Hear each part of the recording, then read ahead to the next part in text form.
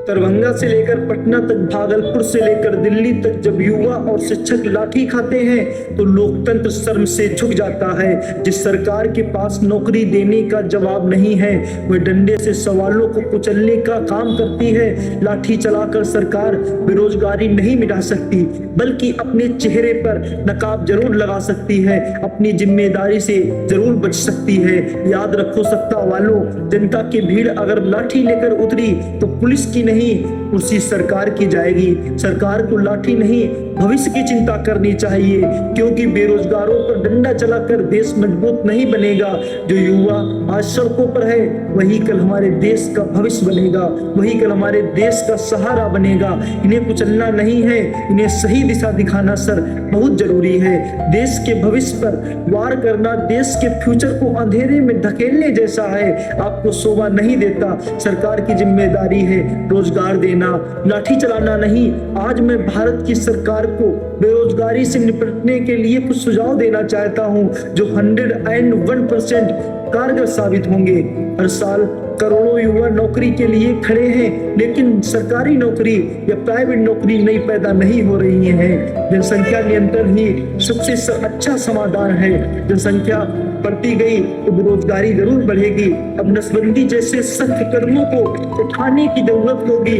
Degree से पेट नहीं भरता, स्किल से भविष्य बनता है। शिक्षा को किताबों से निकालकर मैदान में लाना होगा। जो सीखेगा करके वही आगे बढ़ेगा। याद करने वाली पढ़ाई अब देश का भविष्य, देश का बोझ नहीं संभाल पाएगी। बेरोजगारी का इलाज है नियंत्रित जनसंख्या और मजबूत शिक्षा व्यवस्था। कोई भी नौकरी की वैकेंसी आती है, मान लो यदि संख्या 50 है तो फॉर्म 1000 भरे जाते हैं, तो पता तो यही से चल जाता है कि आज बेरोजगारी कितनी चरम पर है। 50 पदों पर 1000 से ज्यादा दावेदार, ये कैसा है मजाक। सरकार पेपर लीक, भर्ती रद्द, नॉर्मलाइजेशन, युवाओं का करियर क्यों मजाक बन गया है। अब इंसानों के हाथ का काम मशीनें और रोबोट करने लगे हैं तो रोजगार के दरवाजे अपने आप बंद होने लगते हैं। बेरोजगारी का खेल नहीं रुकेगा जब तक सिस्टम अपनी सोच नहीं बदलेगा। आज किसानों की हालत देखकर कोई भी खेती करना ही नहीं चाहता। यही वजह है कि बेरोजगारी और ज्यादा बढ़ रही है। जो धरती को सोना बना देता है उसी किसान का सम्मान भूल गई है ये सरकार। और समाज की सबसे बड़ी जिम्मेदारी है किसानों का सम्मान करना। अगर किसान झुक गया तो अन्नदाता का भविष्य मिट जाएगा और बेरोजगारी की आग और भड़क जाएगी। भर्तियां सालों बाद आती हैं तो पेपर लीक, पेपर रद्द का तमाशा होता है और लाखों छात्रों के सपने वहीं चकनाचूर हो जाते हैं।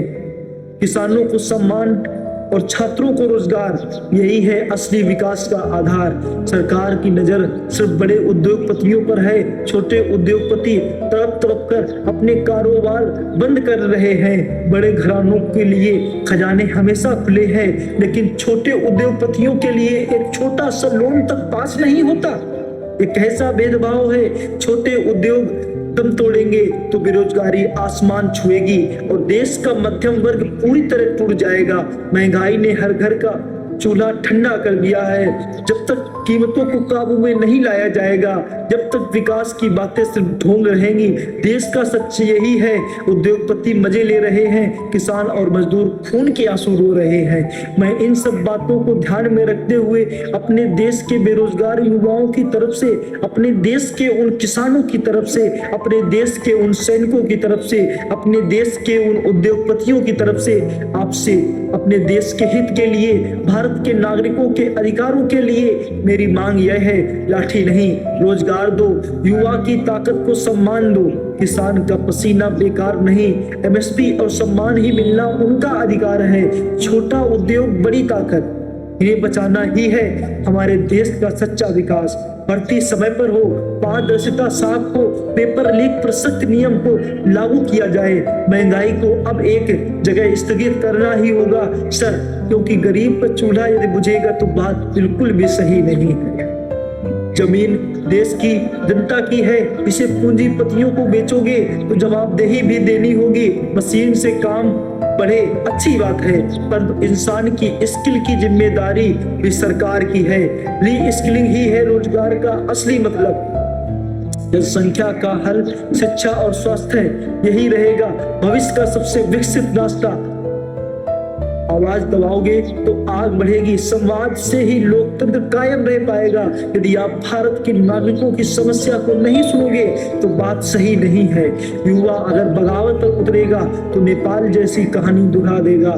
तो आप लोगों को सबक ले लेना चाहिए इस नेपाल से, और इनके सपनों को पूरा करना ही आपकी जिम्मेदारी है। तब मानेंगे हम भी कि आप सच में एक महान देशभक्त हैं। दोस्तों, आपकी भी कोई ऐसी समस्या है जो लगता है कि आपको नहीं मिल रही है, तो हम तक जरूर शेयर करें। कमेंट बॉक्स में अपनी वह समस्या जरूर लिखकर जाना, आपकी आवाज को हम उठाएंगे।